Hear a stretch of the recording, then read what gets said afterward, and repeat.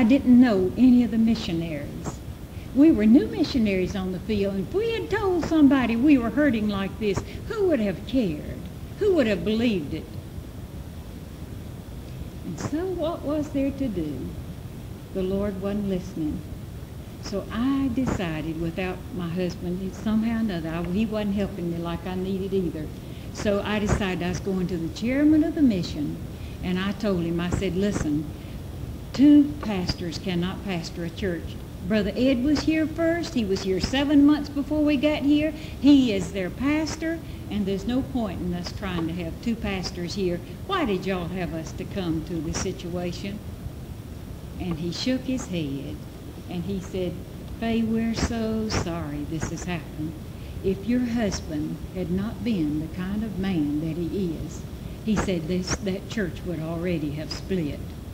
But he said, until the personnel meets, there's nothing we can do. Well, do you know, there wasn't any way left to turn. I'd done all I knew to do. And so I said to the Lord, I'll just go up here to the American school. You're not supposed to work when you're in the foreign fields, unless you're doing something in the Lord's work. But I had to find some meaning for my life. I had to believe something was worthwhile again for me. And I'd never been estranged from my Lord in my home country, and I was in a foreign country and couldn't communicate with my Heavenly Father.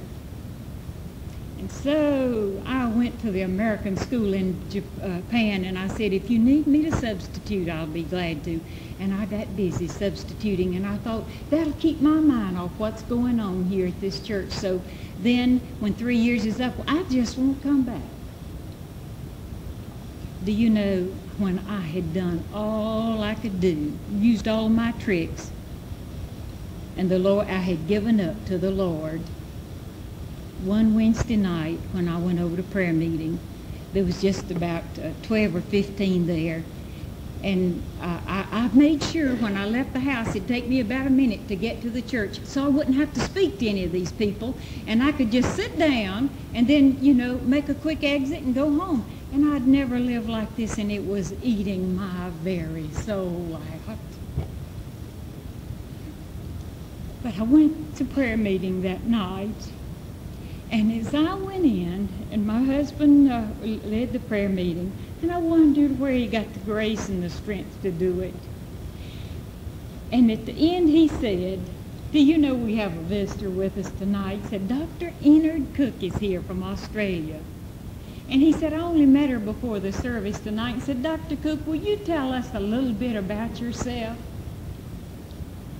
And Dr. Cook began saying, I am a practicing psychotherapist from Australia. My husband is here over at International Christian University on sabbatical leave. And she said, I'm also an ordained Anglican pastor, a minister. She said during the war our men, so many of them had to go in service, we didn't have enough ministers, and I was ordained as a minister. And she said, God is doing such wonderful things in Australia. And I thought, I'm glad he is, because he ain't doing nothing here. With the same kind of pain, I mean, it wasn't funny to me. I was left alone to suffer. But do you know what? She began to tell how, as she lost a little boy, 6 years of age, in an automobile accident. And she said at the funeral that day, the Anglican pastor said, now you know this is the end. There's no more. And she said, I wanted to put my hands to my head and say, oh God, you didn't give me that little boy for 6 years, for this to be the end of it all. And she said, the Spirit within began to lead me to search the Word. And it led me. She said in Australia, on the highest, on the totem pole, is the Anglican church, and the lowest is the Baptist. And she said, guess where God led me? To the little Baptist church. And then I learned that there is a hereafter, and then I'm going to see that little boy again. And then she began to tell how God was unfolding things in her life. And you know what? I was so hungry. that I took her home with me after that service that night. She stayed till 12 o'clock, and we opened the Bible, and we talked about the Lord, and we rejoiced. And here was somebody that knew God, and she knew he was moving, and she would be sharing about how he had blessed her in her ministry to people who came in with these problems and all of this.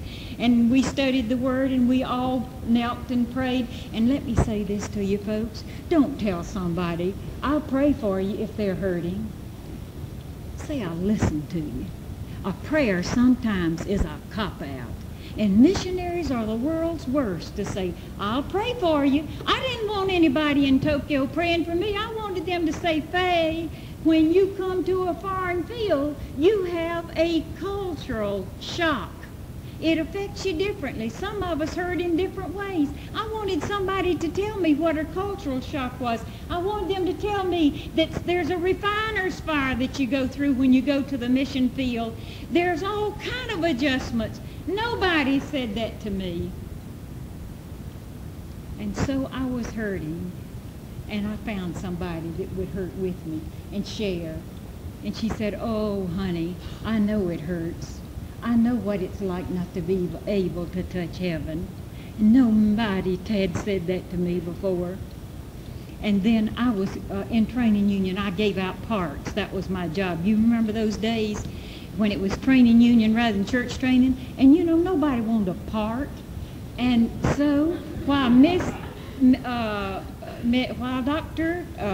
Cook was there, I said to her, Dr. Cook, listen, we've got a unit on the family coming up. Will you come and teach this family unit for us? And she said, will you ask your husband? And so I said, oh, I will, but I know he won't mind either. And so I asked him, and when I called her back to tell him, he said it was all right. She said, let's study something like important like the Bible. Well, you know, she was not accustomed to church training literature, and so we decided to do that. And do you know, folks, she began, you know what Esther was to the kingdom. This is what Dr. Cook was to us there at Chofu in that hour. She would open the Word, and she'd read to us, and then she'd say, is anything like this happening around here? And she read to us about Jesus sending out the disciples, and when they came back and nothing had happened, she'd say, why do you think nothing happened? And you remember the Word says, because of your little faith. And she said, is anything happening here?